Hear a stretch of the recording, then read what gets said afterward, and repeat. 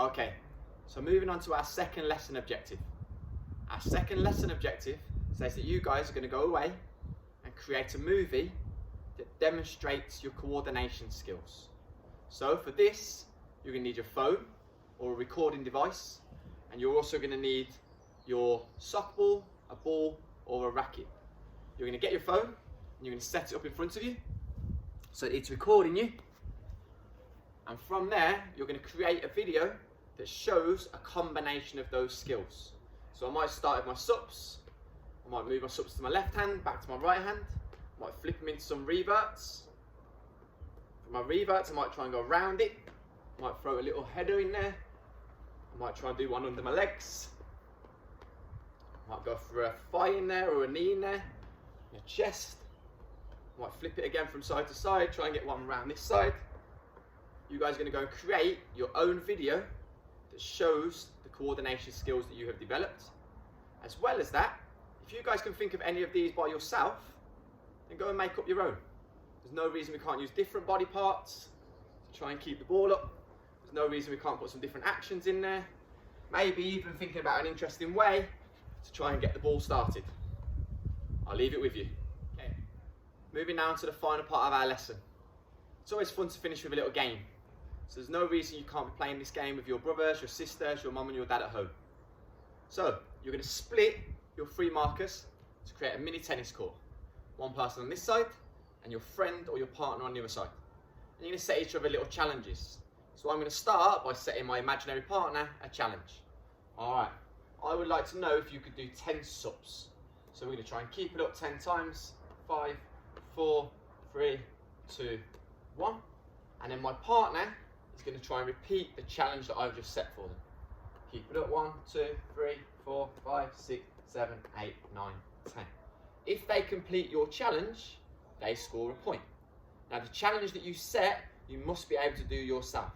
So if I turn around and say, okay, we're going to do a frying pan challenge, and I do this, but I drop the ball, but then my partner on the other side of the net can complete the frying pan challenge, they are the ones that score the point. Is that okay? So have a little game with your brothers and sisters, have a little game with your mums and dads, even have a game with your neighbour that's next door over the top of the fence. Set them a challenge, see if they can complete it. If they can complete it, they score a point. If they can't complete it, you get the point. Okay, so it's always fun to finish our lessons off with a game. If you've got a brother or sister, or a mum and dad that's willing to play with you, then we can finish off with a little game that looks like this. I'm going to rope my son in here, see if he can help me out. Riley, could you come in for me? Okay, so we can still create a mini tennis court. You don't need big massive tennis courts or big massive spaces to play tennis. We could play a little game using the sups that we've just practiced. So I could try and do my sups. Once I'm ready, I can send the ball over the net to Riley, who's also going to try and do his sups. Once he's ready, he's going to send it back to me. I'm going to try and keep it up and send it back to Riley. Riley's going to try and keep it up, send it back to me. If one of us drop it, then we would be the person that loses the point. Or if I hit the ball and it goes miles past Riley, gives him no chance of keeping it up, we can make a decision between us, showing our collaboration value or our empathy value, and decide whose point that is. Okay? For those that find that game a little bit hard, because you're still not quite ready with sups, we could always make this into a throwing and catching game. So getting into our ready position here, I could just try and challenge Riley a little bit by throwing one high. Riley could try and do the same to me, throw one low. We could just try and, if Riley gets the ball to bounce and I don't catch it, Riley can score the point. If not, we could just try and speed this game up a little bit so it's nice and quick. Like a hot potato, the ball is only allowed in your hand for less than a second. So 1, quick, oh, Riley's point, try again. So up onto the top, throw, throw, throw, throw, my point. If you get the idea, should be a little fun game that you can play with your brothers and sisters. And then if you're pretty good and you're ready to play a little mini tennis game or you've got a little bit more space, there's no reason we can't just go for one sup hitting. This is a bit more tricky, but now it becomes like a real tennis game or a real game of badminton.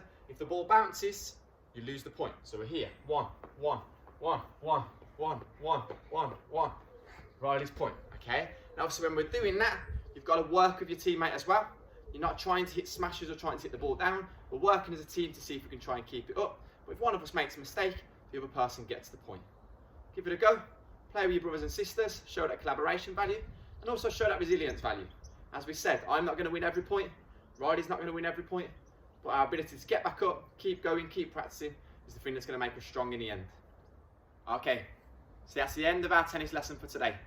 let's quickly just refer back to our lesson objectives to make sure we've met what we was meant to achieve.